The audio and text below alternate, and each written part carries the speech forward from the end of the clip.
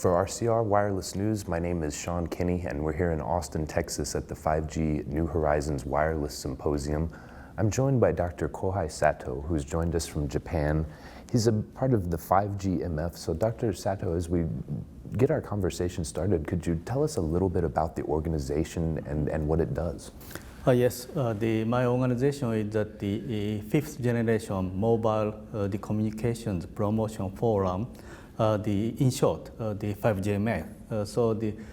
Our forum was established in 3.5 years ago,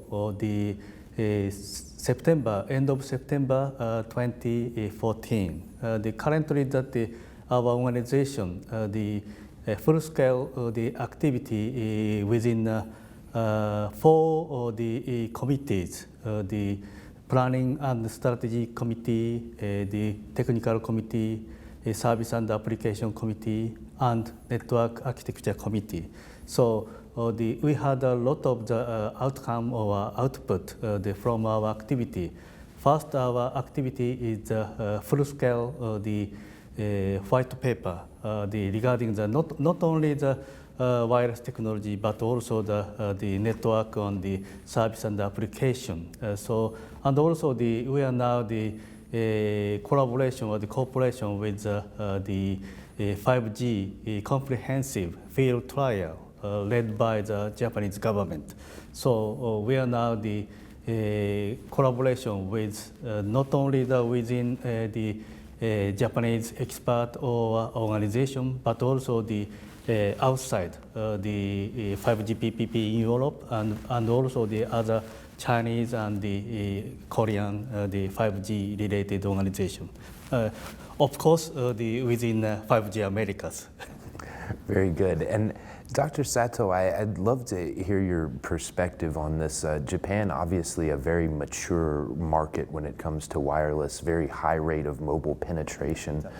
So as the operators work with the government and other stakeholders to advance their trial activities, where does the focus seem to be from your perspective? Is it on a consumer-facing use case, or are we more thinking about how to engage vertical industries? Yeah, that's right, yes. The first, our trial focusing on the telecommunication field, but currently we are now involving the vertical player. The one example is that the railway communication or the constructing the company, and also some other the vertical player, including the agriculture or the other field.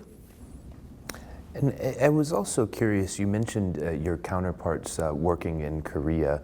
The big three Korean operators recently announced a plan to deploy a shared 5G infrastructure across the country.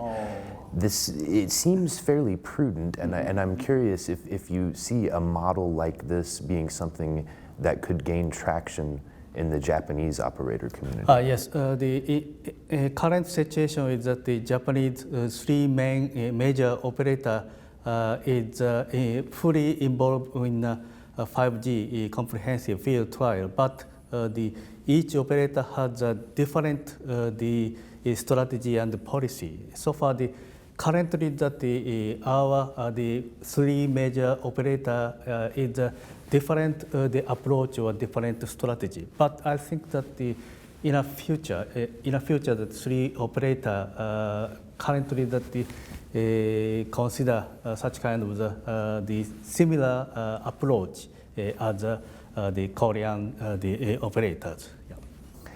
In terms of the 5G spectrum that is being tapped in Japan, can you give us an overview of which bands are getting the most attention? Okay, good point. But we are now just discussing, not decided yet. But the last year we have a lot of the discussion, including the Japanese government. So far, our tentative or the provisional view three major spectrum or the frequency band suitable for the 5G application. One is that the 3.7 gigahertz. The second point is that the 4.5 gigahertz, and also the 28 gigahertz. So it is the current our the decision is not decided yet, but within this year or the at least the end of this fiscal year, the government will decide the suitable frequency band for the 5G. Dr. Sato, in the U.S., we see at least two of our major operators aggressively pursuing deployment of 5G based on the non-standalone NR specification, whereas from my perspective, it seems that many of the other mature wireless markets seem to be much more focused on investing in 5G standalone NR, where you have the functionality across the RAN and the core. Do you see that as the course that the Japanese operators will pursue, or will there be an intermittent variant before we get to standalone? Yeah, I think that the Japanese operator also considering the standalone approach. However, that in the beginning of the launch of the 5G service or system, so at this point, I think that all the Japanese operating company consider the non-standalone approach, then shifted to the standalone. Yeah. And Dr. Sato, in Japan, I'm curious if maybe you would indulge me in a speculation. Perhaps 10 years from now, once we see scaled deployments and widespread adoption of 5G, where do you think that this new generation of wireless technology will make the biggest impact? Yes, I think that the past the 3G and 4G is totally focusing on the telecommunication field or the communication field.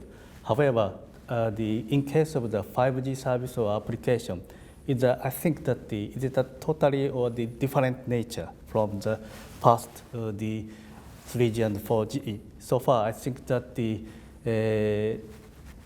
current our prospect, I think that the 10 year is that it's so long.